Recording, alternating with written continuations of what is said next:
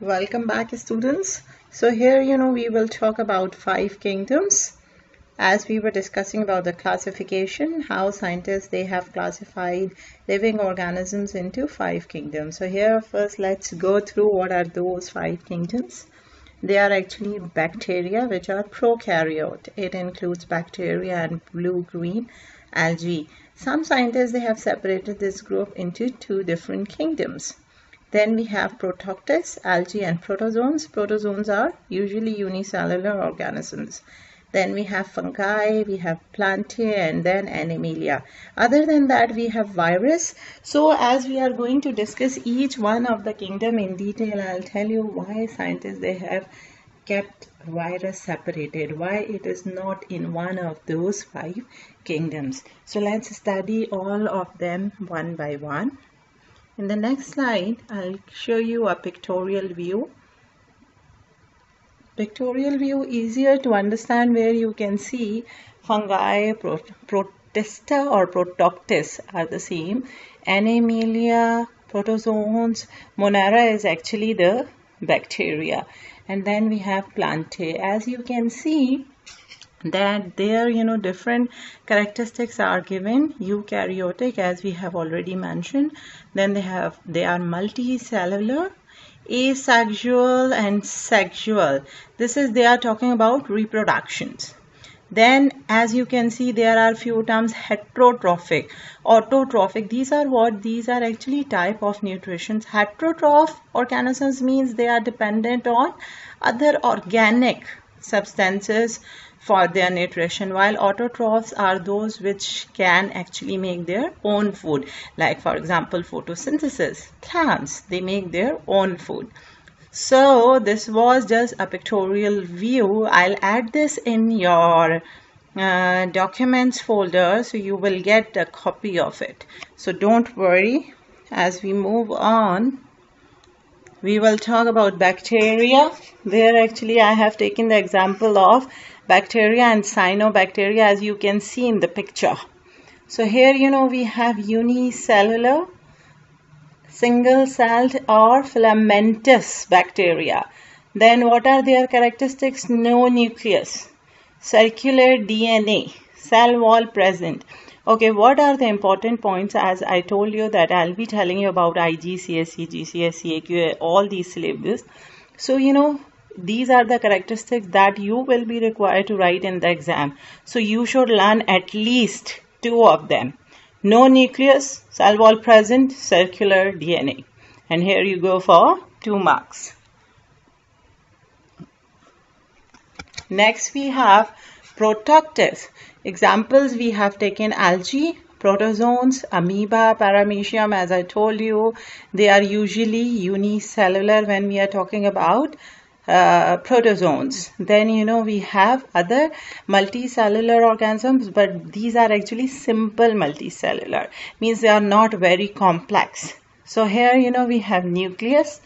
Then we have next characteristics, where actually we will talk about autotrophic nutrition. Of autotrophic nutrition means they can photosynthesize, they can make their own food or absorb food. Then we will go further, where we will talk about fungi. So here examples is yeast, mushroom, mold fungi, cell wall made of chitin, no chlorophyll, and it absorbs food. All these characteristics to be remembered. Next we have plantae. So where we can think about grasses, oak tree, dandelions, moss, conifers. They are of course multicellular. Cell wall present. Remember, cell wall, what is the function of cell wall? It actually gives the shape. Okay, it gives the shape of the plant. And then we have chlorophyll present. Chlorophyll, what is it for? It actually traps sunlight. Sunlight for what? For photosynthesis. And next we have flowering plants. This is actually this continuation of the same kingdom, where scientists they have divided plants into two: monocotyledon and dicotyledon. So again, I would say according to your syllabus requirement, you should know at least 2 of the characteristics. So when we are talking about monocotyledons, remember they have parallel veins as you can see in the diagram, and they have narrow leaves. They have one leaf in the seed.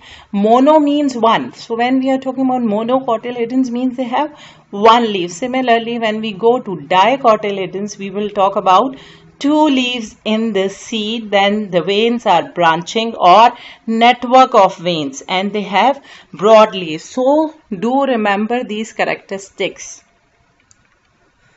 Then other plants also are there for knowledge. Moss and liverworts, which have no xylem, no roots, asexual and sexual stages to life cycle, means reproduction. Then conifers, we know conifers means cones, needle-like leaves, cone-bearing plants. Then we have ferns, which actually reproduce using spores. And then finally we have Animalia, which are actually multicellular organisms. We are also, we human being, one of the example of this kingdom. We belong to this kingdom. Yes, nucleus is present, no cell wall. Do you know why don't we need cell wall? Because we have muscles. We don't need to keep the shape of the body. We have muscles for movement. And then we have heterotrophic nutrition, means we cannot make our own food. Yes, we can only cook, right? We cannot make it. We are dependent on other organic substances. Yes, and finally I would tell you about virus. Why, we cannot classify it as a complete non-living or living, isn't it?